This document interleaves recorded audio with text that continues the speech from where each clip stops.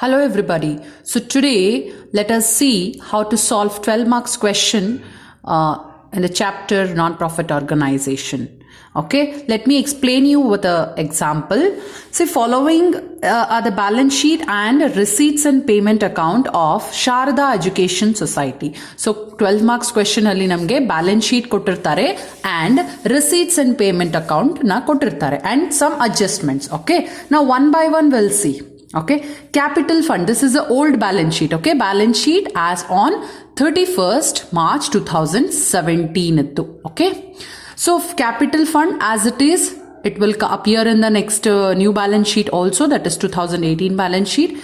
Audit fees idanna pay madidre you need not take it, but the adjustments enadru idre let us see. So cash in hand, maps and charts, these are all are the assets. Idilli enadru changes agidre we need to change that and record it. Okay, we'll see in the adjustment part.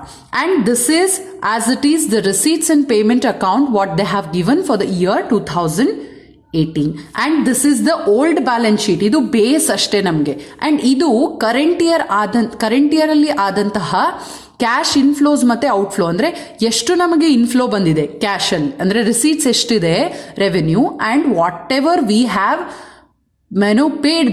paid for expenses like audit fees, rent, map and charts, whatever like assets we have purchased, whatever. Okay, now coming to the adjustment, in this adjustment we are going to check.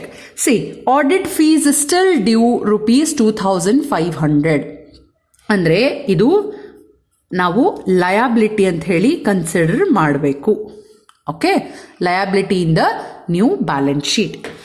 And charges of 250 as depreciation on furniture, ಇದನ್ನ ನಾವು income and expenditures ಇದರಲ್ಲಿ ನಾವೇನಂತ ತಗೋತೀವಿ, expenses ಅಂತ ಹೇಳಿ consider ಮಾಡ್ತೀವಿ. Okay, this is a expenses plus in balance sheet we need to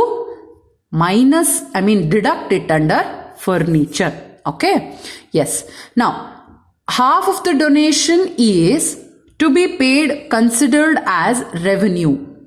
Okay, sorry, not to be paid, it is half of the donation is to be considered for as a revenue. So donation yesterday we have received 2500, half of this is 1250. ಅದನ್ನ ನಾವು capitalise ಮಾಡಬೇಕು, ಇನ್ನೊಂದು half ಏನ್ ಮಾಡ್ತೀವಿ revenue ಆಗಿ incomes and expenditure statement ಅಲ್ಲಿ ತಗೊಳ್ತೀವಿ. And outstanding subscription rupees 2000. Okay, outstanding ಇದೆ ಈ ವರ್ಷದ್ದು, ಇನ್ನು ಬಂದಿಲ್ಲ ಕರೆಂಟ್ ಇಯರ್ದು. So we need to consider that, add it okay in the subscription calculation. Okay, and subscription received in advance rupees 1500. ಇದನ್ನ advance ಏನಿರ್ತದಲ್ಲ ಅದನ್ನ ನಾವು ಮೈನಸ್ ಮಾಡಬೇಕು. ಮುಂದಿನ ನೆಕ್ಸ್ಟ್ ಇಯರ್ದು ಇರ್ತದೆ ಇದನ್ನ, ಅದನ್ನ ಈಗ ನಾವು ಮೈನಸ್ ಮಾಡಬೇಕು. ಈ ವರ್ಷ ಸಬ್ಸ್ಕ್ರಿಪ್ಷನ್ ಎಷ್ಟು ರಿಸೀವ್ ಆಗಿರ್ತದೆ 20,500 ಇದೆ, ಇದರಲ್ಲಿ ನಾವು ಆಡ್ ಮತ್ತೆ ಮೈನಸ್ ಮಾಡಬೇಕು. ಅದೇ ನಿನ್ನೆ ಕ್ಯಾಲ್ಕುಲೇಷನ್ ವಿಡಿಯೋ ಹೇಳಿದಿನಲ್ಲ, if you did not see the subscription calculation video, just go through subscription video and then come back to this calculation. Okay, so they told about prepare income and expenditure and balance sheet as on 31st March 2018. Now coming to the solution, here is a solution. Okay, here is a solution. So first we need to prepare income and expenditure. Okay, as it is ikade debit side nav en martivi expenditure account, income side we are going to record all the incomes. So direct agi navu iga ಇಲ್ಲಿ ಬರೋಣ.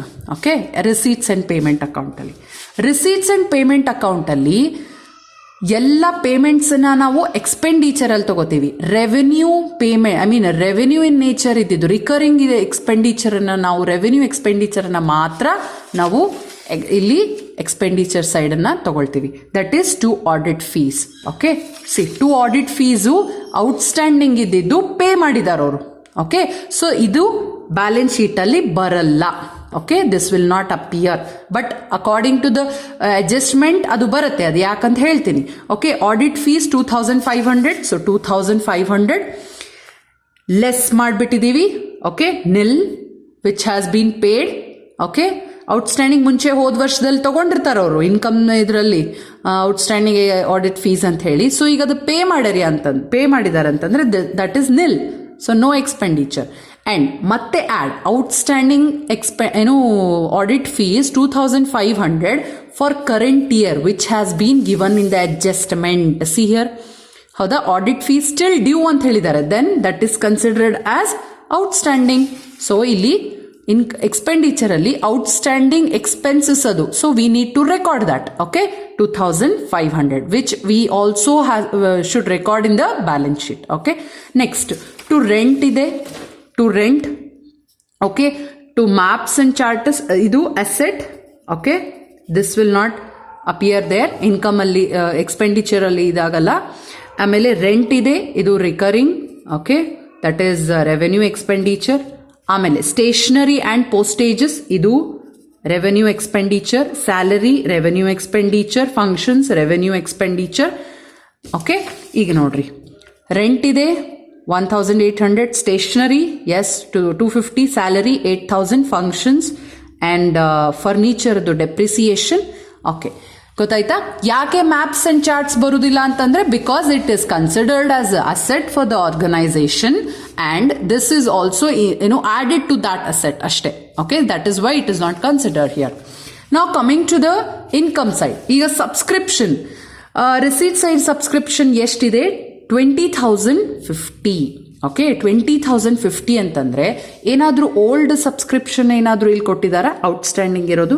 So subscription outstanding ಹೋದ ವರ್ಷದಿದು, ಇದು ಇದರಲ್ಲಿ include ಆಗಿದೆ ಅಂತ ಅರ್ಥ. ಹಾಗಾಗಿ we need to deduct that. See, ಪೈ ಸಬ್ಸ್ಕ್ರಿಪ್ಷನ್ ಫಸ್ಟ್ ಈಗ ರೆವೆನ್ಯೂ ಇದರಲ್ಲಿ as per receipts and payment account we receive 20,500.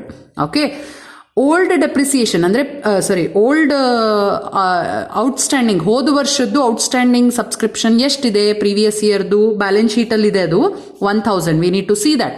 And subscription received in advance 2017-18. 2017-18 ಅಂದರೆ ಈ ವರ್ಷ ನಮಗೆ ಮುಂದಿನ ವರ್ಷದ್ದು ಈಗೇ ಸಿಕ್ಕಿದೆ, ಅಂದರೆ received in advance, we have received. ಅದನ್ನು ನಾವು ಮೈನಸ್ ಮಾಡಬೇಕು because we are calculating the current year's subscription. So ಮುಂದಿನ ವರ್ಷದ್ದು ನಮ್ಗೆ ಈಗ ಬೇಡ, ಹಾಗಾಗಿ we are going to deduct that. So the total is 18,000. ಈಗ ನಾವು ಈಗಿನ ಸಬ್ಸ್ಕ್ರಿಪ್ಷನ್ ಔಟ್ಸ್ಟ್ಯಾಂಡಿಂಗ್ ಇರೋದನ್ನ ಅಡ್ಜಸ್ಟ್ಮೆಂಟ್ ಅಲ್ಲಿ ಕೊಟ್ಟಿದ್ದಾರೆ. ಇಲ್ಲಿ ನೋಡ್ರಿ, ಔಟ್ಸ್ಟ್ಯಾಂಡಿಂಗ್ ಸಬ್ಸ್ಕ್ರಿಪ್ಷನ್ 1,500 ಈ ವರ್ಷದ್ದು, that is why we are going to consider that. So add 2,000 for 18,000. So what we have received 20,000 is a subscription of current year. Okay, ಆಮೇಲೆ ಡೊನೇಷನ್. ಈಗ ಡೊನೇಷನ್ ಎಷ್ಟು ನಾವು ರಿಸೀವ್ ಮಾಡಿದೀವಿ? 2,500. ಆಸ್ ಇಟ್ ಈಸ್ ನಾನು ಏನು ಹೇಳಿದ್ದೆ, ಡೊನೇಷನ್ ಇಲ್ಲಿ adjustment ಅಲ್ಲಿ ಏನು ಹೇಳಿದ್ದಾರೆ, it has to be considered half ಅಂತ ಹೇಳಿದ್ದಾರೆ. ಓಕೆ, ಸೊ ನಾವೇನು ಮಾಡಿದ್ವಿ, 2,500 into half, that is 1,250. Okay, by interest on government bonds. ಇಲ್ಲಿ ಒಂಚೂರು ಅಡ್ಜಸ್ಟ್ಮೆಂಟ್ ಅದ ನೋಡ್ರಿ. ಇಲ್ಲಿ ನಮಗೆ receipt side by interest on government bond 850 receive ಆಗಿದೆ. But coming to the asset side of last year balance sheet, ಇಲ್ಲಿ 5% ಗವರ್ಮೆಂಟ್ ಬಾಂಡ್ ಆನ್ 31,000 ಅಂತ ಕೊಟ್ಟಾರೆ. ಇಲ್ಲಿ ಸ್ವಲ್ಪ ಲಕ್ಷ ಕೊಟ್ಟು ಕೇಳ್ರಿ, 31,000 ಮೇಲೆ 5% ಎಷ್ಟಾಗ್ತದೆ ಅಂತಂದ್ರೆ, ಇಲ್ಲಿ ನೋಡ್ರಿ, 31,000 5% ಈಸ್ 1,550 ಆಗ್ತದೆ. But we have only received 850. ಅಂದ್ರೆ ರಿಸೀಟ್ಸ್ ಅಲ್ಲಿ ಕ್ಯಾಶ್ ರಿಸೀವ್ ಆಗಿದ್ದು 850 rupees ಅಷ್ಟೇ ರಿಸೀವ್ ಆಗಿದೆ. So 700 we have not yet received, but ಅದು ನಮಗೆ ಬರಬೇಕು because we have invested on 5% government bonds. So this is a outstanding. So we need to add that outstanding interest on government bond 700. So total ನಮಗೆ ಬರಬೇಕಾಗಿದ್ದು ಇಷ್ಟು, but ಬಂದಿದ್ದು 850. That is why we need to add outstanding. Okay, and total that now. Total ಮಾಡಿದಾಗ ಎಷ್ಟು ಬರ್ತದ? That is 22,800. ಇಲ್ಲಿ 22,800 ಬರಲ್ಲ because ಇದು expenses ಕಡಿಮೆ ಇದೆ, ಇನ್ಕಮ್ ಜಾಸ್ತಿ ಇದೆ. ಸೊ ಎಕ್ಸ್ಪೆನ್ಸಸ್ ಕಡಿಮೆ ಇದ್ದು ಇನ್ಕಮ್ ಜಾಸ್ತಿ ಇದ್ರೆ that is surplus. That is 8,950 is the surplus amount which is going to be entered, recorded in balance sheet. Now coming to the balance sheet, see cash in hand ಎಷ್ಟಿದೆ ಅಂತಂದ್ರೆ 8,900. okay, cash in hand 8,000. Closing balance ಅನ್ನ ತಗೋತೀವಿ, not this balance. Okay, brought down balance ಅನ್ನ ತಗೊಳಂಗಿಲ್ಲ ನಾವು. Closing balance 8,000 8,900. So cash 8,900. Okay. And maps and charts. ಹೋದ balance sheet ಅಲ್ಲಿ ಎಷ್ಟಿತ್ತು maps and charts? Say 1,600, and we have purchased maps and charts for 3,400. We need to add that. So 5,000 is a total. And 5% government bond as it is 31,000 old balance sheet ಅಲ್ಲಿ ಇತ್ತು, ಅದನ್ನ carry on ಮಾಡ್ತೀವಿ. Plus ಇಲ್ಲಿ outstanding interest on government bonds ಇದೆ, ಅದನ್ನು ನಾವು ಇಲ್ಲಿ asset side ತಗೋತೀವಿ. We need to receive that amount, right? So 700. Okay. And furniture 3,250. Furniture old value minus ನಾವೇನ್ ಮಾಡಿದ್ವಿ, ಡೆಪ್ರಿಸಿಯೇಷನ್ ಕೊಟ್ಟಿವಿ, ಹಾಗಾಗಿ 250 is the depreciation. That is why 3,000. Okay, minus ಮಾಡಿದ್ಮೇಲೆ ಆಮೇಲೆ ಔಟ್ಸ್ಟ್ಯಾಂಡಿಂಗ್ ಸಬ್ಸ್ಕ್ರಿಪ್ಷನ್ ಈ ವರ್ಷದ್ದು ಬರಬೇಕಲ್ಲ, ಇನ್ನು ಬಂದಿಲ್ಲ. That is 2,000. So 2,000 we are going to record that. ಈಗ coming to the liability side, capital fund ಎಷ್ಟಿತ್ತು ಓಲ್ಡ್ ಬ್ಯಾಲೆನ್ಸ್ ಶೀಟ್ ಅಲ್ಲಿ, ಅದನ್ನ ಆಸ್ ಇಟ್ ಇಸ್ ತಗೋತೀವಿ, because no changes in capital fund. 36,400. ಇದಕ್ಕೆ ಏನ್ ಆಡ್ ಆಗ್ತದೆ? ಸರ್ಪ್ಲಸ್ ಈಗ ಜಸ್ಟ್ ಕ್ಯಾಲ್ಕುಲೇಟ್ ಮಾಡಿದ್ವಲ್ಲ, ದಟ್ ಈಸ್ 8,950. ಅಂಡ್ ಡೊನೇಷನ್ ಅನ್ನ ನಾವು ಹಾಫ್ ಆಗಿ ಕ್ಯಾಪಿಟಲೈಸ್ ಅಂದ್ರೆ ಹಾಫ್ ಆಗಿ ರೆವೆನ್ಯೂ ಕನ್ಸಿಡರ್ ಮಾಡಿ ಇನ್ಕಮ್ ಅಲ್ಲಿ ತಗೊಂಡಿವಿ. ಈಗ ಅದನ್ನ ಇನ್ ಹಾಫ್ ಕ್ಯಾಪಿಟಲೈಸ್ ಮಾಡಬೇಕಲ್ಲ, ಸೊ ಕ್ಯಾಪಿಟಲ್ ಫಂಡಿಗೆ ಆಡ್ ಮಾಡ್ತೀವಿ 1,250. That is 46,600. And old outstanding audit fees still due ಅಂತ ನಮಗೆ ಅಡ್ಜಸ್ಟ್ಮೆಂಟ್ ಅಲ್ಲಿ ಕೊಟ್ಟಿದ್ರು. ಫಸ್ಟ್ ಅಡ್ಜಸ್ಟ್ಮೆಂಟ್ ಅಲ್ಲಿ we need to take that 2,500 as it is. ಆಮೇಲೆ ಸಬ್ಸ್ಕ್ರಿಪ್ಷನ್ ರಿಸೀವ್ಡ್ ಇನ್ ಅಡ್ವಾನ್ಸ್ ಅಂದ್ರೆ ಈ ವರ್ಷ ನಮಗೆ ಮುಂದಿನ ವರ್ಷದ್ದು ಸಬ್ಸ್ಕ್ರಿಪ್ಷನ್ ರಿಸೀವ್ ಮಾಡಿದ್ವಿ ನಾವು ಅಡ್ವಾನ್ಸ್ ಆಗಿ ಅಂತಂದಾಗ, that is a liability for us. So 1,500 is a amount. So ನಾವು ಟೋಟಲ್ ಮಾಡಿದಾಗ 50,600 and 50,600. Okay, it is very simple. Just go through it once again and we'll solve some more problems based on that. Thank you.